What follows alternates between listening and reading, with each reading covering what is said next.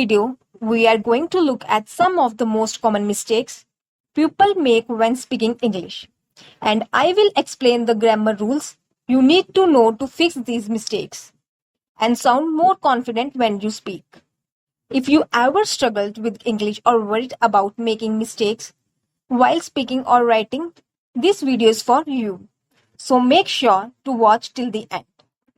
We will highlight common grammar mistakes and give you simple ways to avoid making them again. So, if you are serious about improving your English, stick around. This could be a game changer for your learning journey.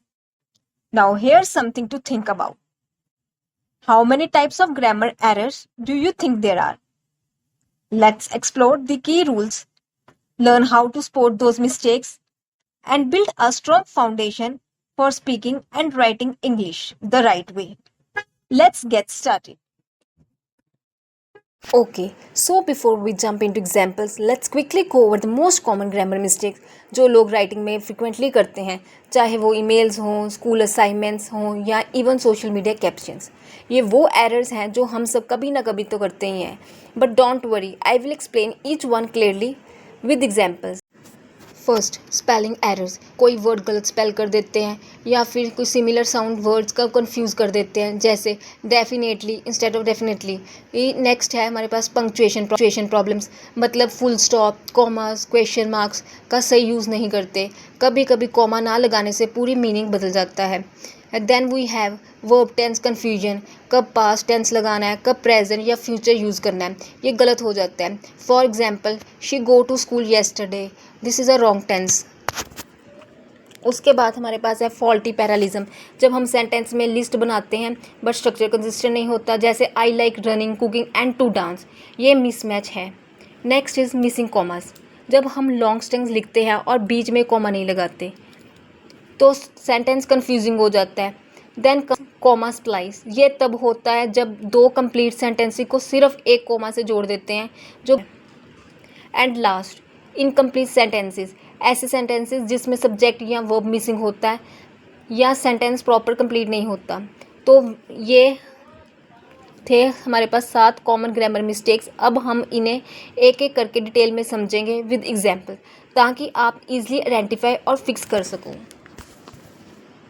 Some of these, like spelling and punctuation, are not strictly grammar rules, but we still include them because they affect how clearly and correctly your English is understood.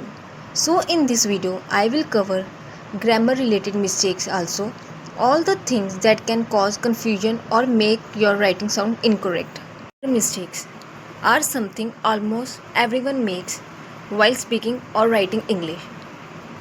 When we don't follow the rules of grammar, like sentence structure, verb usage, or punctuation, grammatical errors happen, and most of the time we don't even notice them.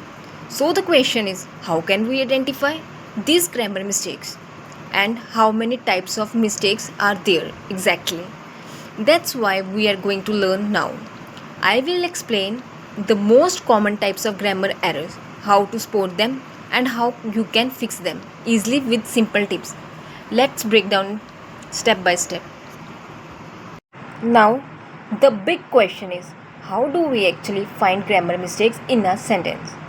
To do that, we look at some basic but important grammar rules. Here are 4 things you should always check. First one is subject verb agreement, second one is pronoun usage, third one is tense consistency, fourth is punctuation.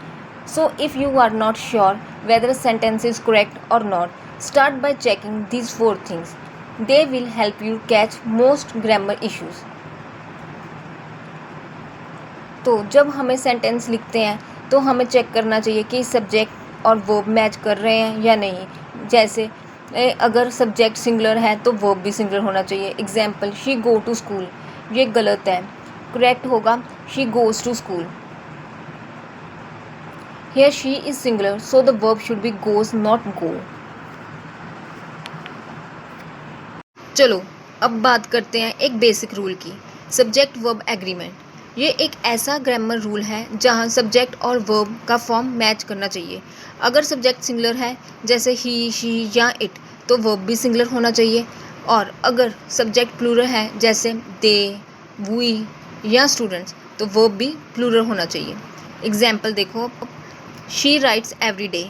यहाँ she क्या है, singular subject है, इसलिए verb rights use हुआ है, right नहीं आएगा। अगर प्लूरल सब्जेक्ट होता जैसे दे राइट एवरी डे, तो वर्ब भी चेंज होता। सिंगुलर सब्जेक्ट राइट्स होता है, प्लूरल सब्जेक्ट राइट होता है, बस इतना याद रखो।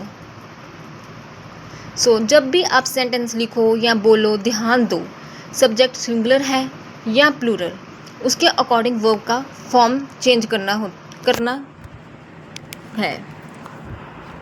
रूल है जहाँ सब्जेक्ट और वर्ब का फॉर्म मैच करना चाहिए। अगर सब्जेक्ट सिंगुलर है जैसे ही, शी या इट, तो वर्ब भी सिंगुलर होना चाहिए, और अगर सब्जेक्ट प्लूरल है जैसे दे, वी या स्टूडेंट्स, तो वर्ब भी प्लूरल होना चाहिए। एग्जाम्पल देखो, शी राइट्स एवरी डे। यहाँ शी क्या है, सिंगुलर सब्जेक्ट है, इसलिए वर्ब राइट्स यूज़ हुआ है, राइट नहीं आएगा।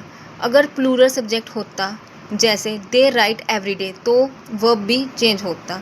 सिंगुलर सब्जेक्ट राइट्स होता है, प्लूरल सब्जेक्ट राइट होता है, बस इतना याद रखो। जब भी आप सेंटेंस लिखो या बोलो, ध्यान दो सब्जेक्ट सिंगुलर है या प्लूरल, उसके अकॉर्डिंग वर्ब का फॉर्म चेंज करना है। अब हम कुछ सिंपल एग्जाम्पल्स देखते हैं जो सब्जेक्ट वर्ब एग्रीमेंट को समझने में मदद करेंगे। Example 1, he runs. यहाँ पे ही एक सिंगुलर सब्जेक्ट है, तो वर्ब रन्स भी सिंगुलर है। ये रूल सिंपल है, सिंगुलर सब्जेक्ट के साथ सिंगुलर वर्ब होना चाहिए। Example 2, it rains. ये एग्जाम्पल भी सेम है, इट सिंगुलर सब्जेक्ट है और रेन्स वर्ब भी सिंगुलर है, तो हर बार जब आप ही, शी, इट जैसे सिंगुलर वर्ब यूज़ करें तो वर्ब में एस या ई एस आता है।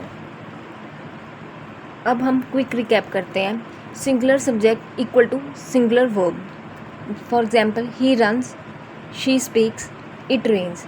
वर्ब में एस या ई एस ऐड होता है जब सब्जेक्ट सिंगुलर होता है। ये सब्जेक्ट वर्ब एग्रीमेंट का सिंपल रूल है। आपको हर बार चेक करना है सब्जेक्ट सिंगुलर है या प्लूरल, और वर्ब को अकॉर्डिंगली चेंज करना है।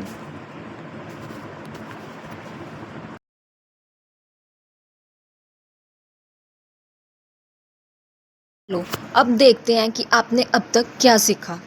मैं आपको कुछ गलत सेंटेंसेस दिखा रही हूँ, आपको उन्हें सही करना है। वीडियो को यहीं पॉज करो, सोचो और ट्राई करो इन सेंटेंसेस को ठीक करना है।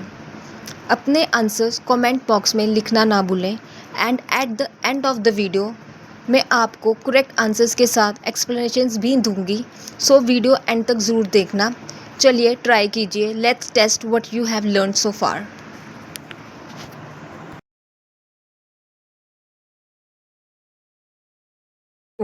जब भी आप कोई सेंटेंस लिखते हो या बोलते हो, एक बात याद रखना, सब्जेक्ट सिंगुलर है या प्लूरल, उसके हिसाब से वर्ब का फॉर्म भी बदलना पड़ता है। तो ये था पार्ट 1, जिसमें हमने सब्जेक्ट वर्ब एग्रीमेंट को सिंपल तरीके से समझा। अगर आपको ये वीडियो हेल्पफुल लगा हो तो लाइक ज़रूर करें और कमेंट करके बताएं कि आपको कौन सा ग्रामर टॉपिक नेक्स्ट चाहिए। बाकी के ग्रामर मिस्टेक्स जैसे pronoun usage, tense confusion, punctuation errors मैं पार्ट 2 में कवर करूँगी। सो स्टे ट्यून्ड, और अगर अभी तक सब्सक्राइब नहीं किया तो सब्सक्राइब कर लो ताकि नेक्स्ट वीडियो आप मिस ना करें। Thank you.